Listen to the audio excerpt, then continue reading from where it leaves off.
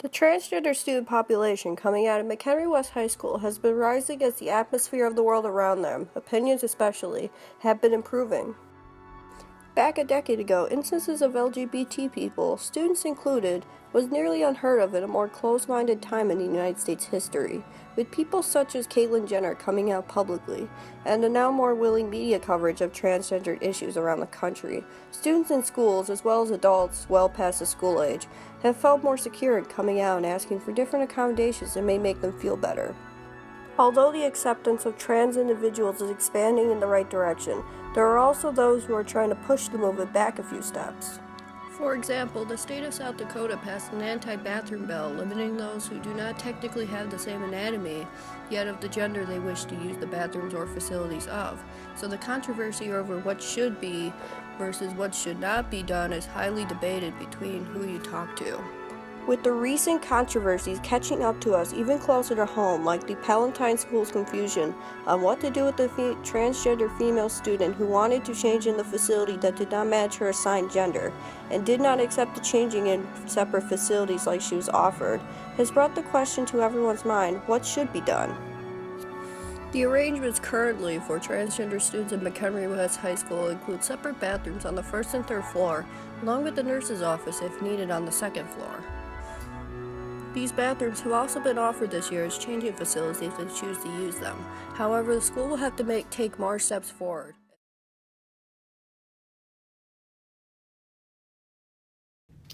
Okay, so I would say that we are at the beginning stages of trying to figure out, just like many schools are right now, trying to create that balance of making sure that we are supportive and protective of our transgender students, but also honoring all of the other students as well.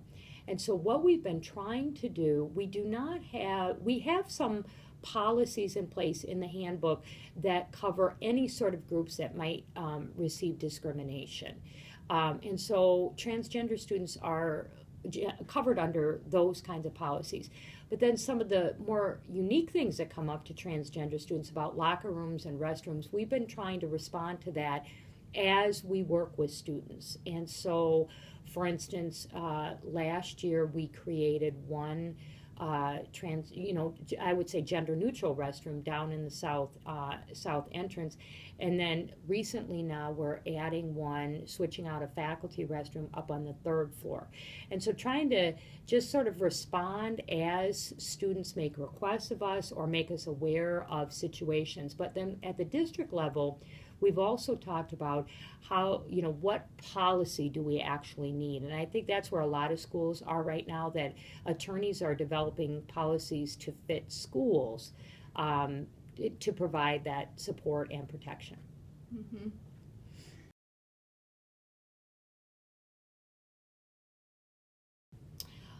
So we are trying to be flexible with that. We're providing an alternative changing place, providing, like we said, private restrooms. And so we're trying not to force anybody to do anything against their will. And I know that, for instance, at Crystal Lake, they've developed some more private dressing rooms in their locker rooms. And so I think, that'll probably be our next step, is to, figure out what else do we need to do besides just trying to work with students on an individual basis and what their comfort level is.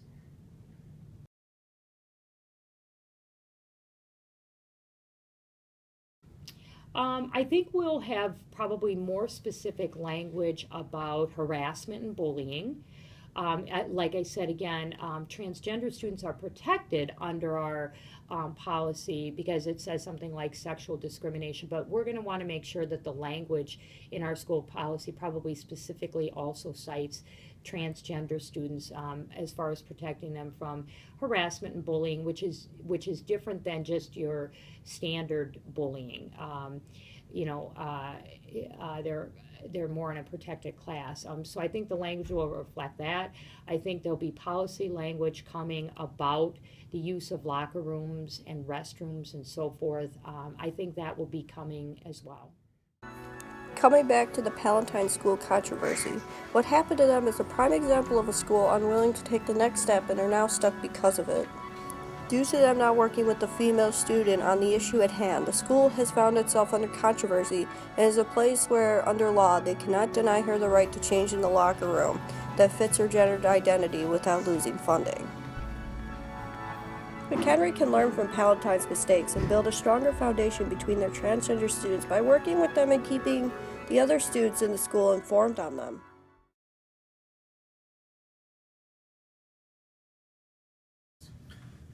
I think yes, it would help them because that just goes back to that whole acceptance and understanding piece, and that's something that they're already struggling with, just trying to get families and friends and other people to understand and accept, and the school is a place that there should be no question about it that should occur. So I think it would help in all aspects. I would say that's probably the number one issue that I have seen in working with transgender students is the use of the facilities, like the locker room, bathrooms, things like that. So yes, I definitely think that would help.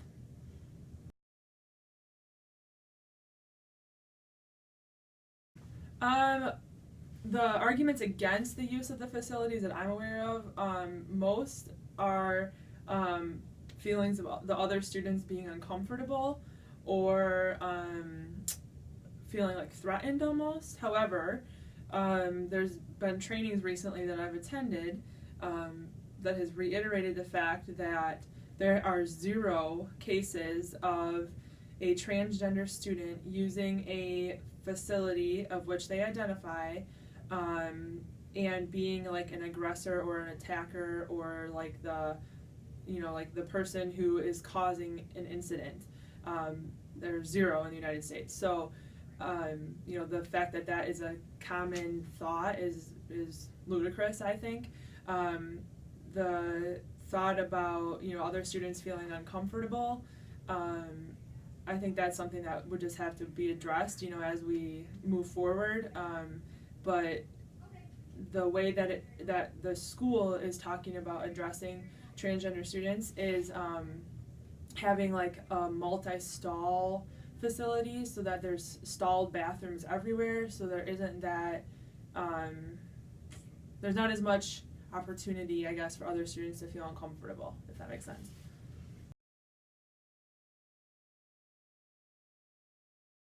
Yes. I'm glad you asked this question because this is something that Mrs. Reed and I have been talking about, as far as the health curriculum, but it's definitely something that needs to be talked about in health classes, and, to be completely open and accepting to everything, it needs to be talked about, just like depression and, suicide and all the other topics that some people don't like to talk about. Those need to be talked about too. But I think that the biggest piece to that acceptance is education. And so, we, like I said earlier, I think it was in part of my conversation was, so often we have to rely on transgender students to be the educators because people aren't as familiar with that. However, I think that it's our role as educators to step in and kind of take over that a little bit. A lot. Health class is a perfect opportunity for that, and I hope that is something that we see in our health classes soon. Yeah.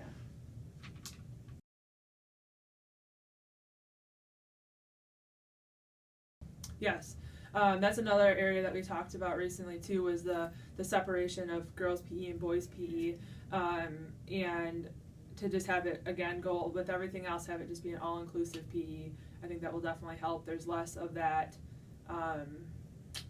gender role, I guess, per se.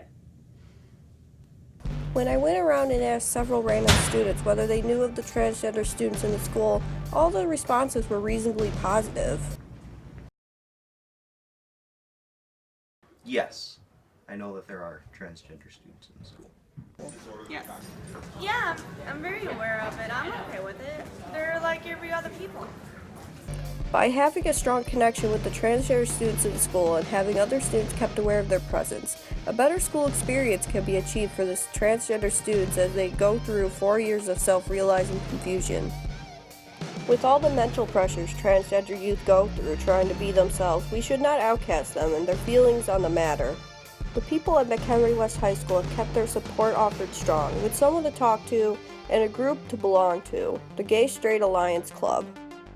As we work to put more into our anti-bullying policies and learn from the last few years, and probably plenty more growth spurts of transgender students coming out, we should also keep pushing our support and time to help out the ever-expanding population of transgender students at McHenry West High School. I actually feel as if we right now have a good relationship with our transgender students. If we don't, I certainly want to know about it. But I think that we have not tried to respond by saying, no, that's not going to work, with different student requests. And so I think as long as we keep the language open, the dialogue open, I don't think we're going to be in a predicament that other school districts have run into where they've just sort of shut down communication with students or families that are experiencing this. I actually received a phone call from a parent before the holiday break of a student in a different district who feels not supported and was asking, what is McHenry doing differently? And I think it's just that I think our students, I give our students a lot of credit because I think our students are pretty accepting, and I think our staff has been pretty accepting, and I think we're trying to just make sure all students, regardless of the issue, feel like they have a great experience at McHenry. And if we